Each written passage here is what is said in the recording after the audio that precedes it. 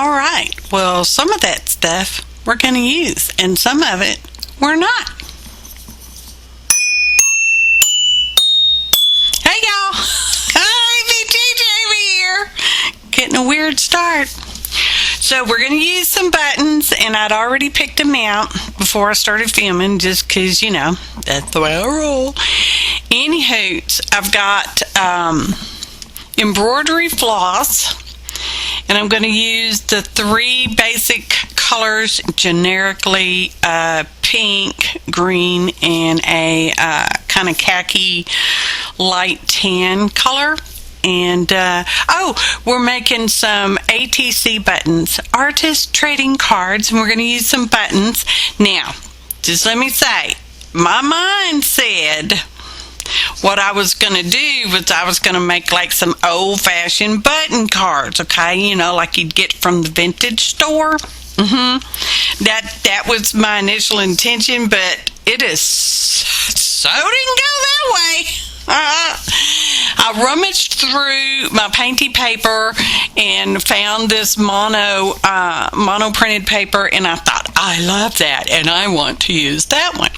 So I trimmed it all down to artist trading cards, and the official size of an artist trading card is 2.5 by 3.5. Orientation of your choice, okay? Either portrait or landscape, whatever makes you happy, okay? Okay. So, from there, when I trimmed them out, I got these little strips of paper, you know, which when you trim out an 8.5 by 11 sheet of cardstock will happen to be printed. But anyway, you sometimes get like a couple strips, and I thought, well, I want to use those too. So I laid them on there, and I thought, yeah, let's do that. So that's kind of how it went. So far from a vintage button card to how this project ended up. I love this, and it made me so happy. Okay. So anyway, what I'm doing is I'm putting the embroidery floss in the holes of the button, and some of these are 2 holes and some of them are 4 holes, and I'm tying a knot, just an overhanded double granny knot, okay? And if you do this kind of thing, you can either have your loose threads on the top, or you can trim those totally off and have, you know, where you have just like the thread showing on it, okay? And I liked the loose tail ends of the threads. So now we're inking around our cardstock that we've already got cut off, or cut down to size, and I'm using distressed oxides. Oh, list of ingredients in the description box below. Click on the phrase, show more, to, that's right, see more information. So anywho, we did all this, and that's faded jeans, not blue jeans, just faded jeans, whatever. So I thought, okay, so what color, you know, once see, we're making a belly band. That's what those things are called, belly bands, whether they're going horizontal or vertically. That's up and down, portrait, horizontal, sideways, landscape. Anyway, I thought, let's use this blue color, which when you see it next to the mono printed card, it looks almost turquoise, but it's blue. And I thought, let's sew it around it, because it's going to be buttons. We're going to use buttons, or buttons, depending on how you want to pronounce it. So we're sewing, and I could have used a little bit of a smaller stitch, but you know, whatever. Once I get to going, y'all know me, I just keep on going. Okay, try some pruning. Anywho, we do that for all the cards. I don't show you all the cards, or I don't show me doing all of it. But anyway, it's the same thing. Y'all know me. I'm just so danged original like that. And anyway, I trimmed out the blue cardstock down to a smaller size. I had to trim it again after I sewed it on the belly band, because I had to make each individual one fit under the belly band. Okay, you're welcome.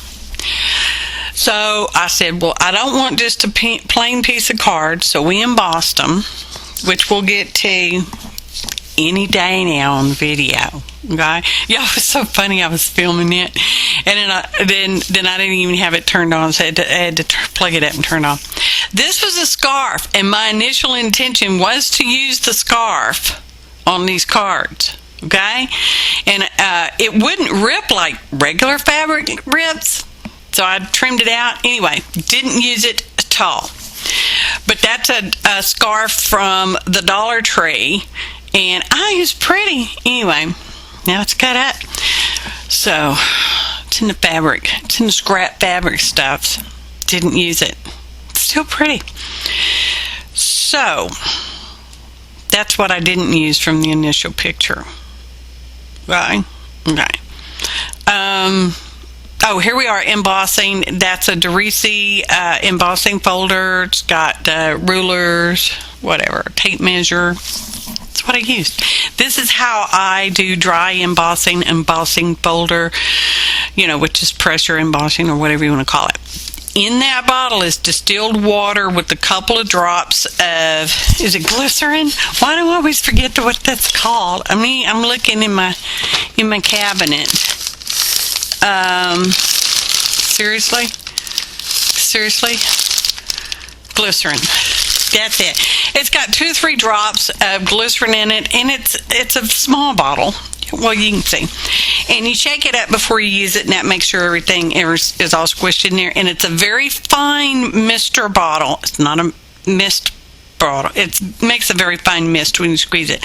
And I just do just like that, and it gives you a deeper emboss with the folder. Okay.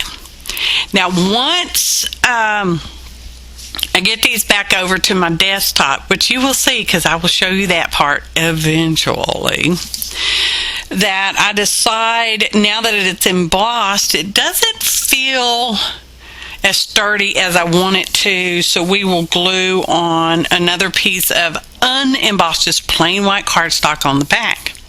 Okay? Getting ahead of the video. What's new? I don't think it's a voiceover issue. How is our time on that? It's perfect. Well, perfect enough. So, because I just sewed them on with the sewing machine, I didn't glue them first, and I thought, well, I might ought to glue that little flip-flap down. So that's what we're doing here with the art glitter glue. There's no glitter in it, but it does have glue. So maybe now you can see, I'm like, oh, my size is not exact on these. So the cards, I ended up trimming probably every one of them. None of that is pictured. I didn't do any of that. But this is where we're gluing, where we didn't glue on, did we? Now that I'm looking at the video, we used advanced tape glider, which I think I forgot to put the ingredients. But anyways, you see, we're using that, which is a double-sided tape, and that's my wooden roller brayer thingy that I use for making 2 pieces of paper get married together. They're so happy like that. So we're trimming it out, and I'm making sure each one that I trim out fits under the little belly band. And I just do that for all of them. I made 6 because it's for the card lottery. Information in the description box below the video. So that's what we do. And this is a medium length, in my opinion, video. It is under 15 minutes. I mean, it's a lot of the same thing. Okay. So that's my favorite glue. Eileen's Original Tape Glue. Not sponsored, not nothing. I love it. And I've already printed out my artist trading card backs. I've signed them because I'm like, once I stick this together, it's all going to be bumpy and bumpy, and want to make sure they get on there, glued on there as flat as possible. Now, sometimes I do have to trim the back, the printed back a little bit, because it's rulerisms. Not an exact science for me. So I'm just showing you right there. I'm going to trim that off in a little while after it dries. Okay? Because, there's some drying time in this. Y'all know there is. So here comes our buttons. Okay? We've already got our little thread on there. Now, I had a plan. That's why I have my little card right there that slides under the belly band, setting like it is, because I've got my 2 buttons on the actual little card, the embossed card. I've got a phrase that I glued that will be under the belly band, so you can't readily see it. Okay, it's like the punchline. Y'all know me. Maybe you don't. Now's the time.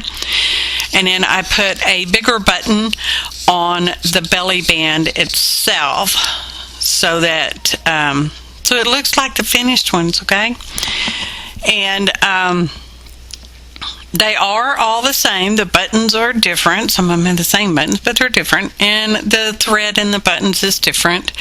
And the title is essentially the same on all of them. I have put a number inside a circle on the backs of them that represents the card number, but there's 6. It's a series that I'm calling CardLottery August 2021. I know, I'm so original like that. And they are all titled Spare Buttons. So glued them on, and I piled them up under some weight and left them overnight. Or it might have been a day and a half, whatever it was. Doesn't matter, does it? Anyway, come back out, got them all, took them, unlayered them, and stuck them together. So the title, like I said, once again, Spare Buttons, and the punchline is, in case someone pushes yours too far. I thought that was so funny. Okay, so the back side of the little button card there is blank. It can be used as a little journaling spot. You can totally remove it from, oh, ta-da! Photo montage! A journaling spot, or you can totally remove it and use it all by itself and put something else under the belly band, nothing under the belly band, whatever the card lottery winner wants to do with it.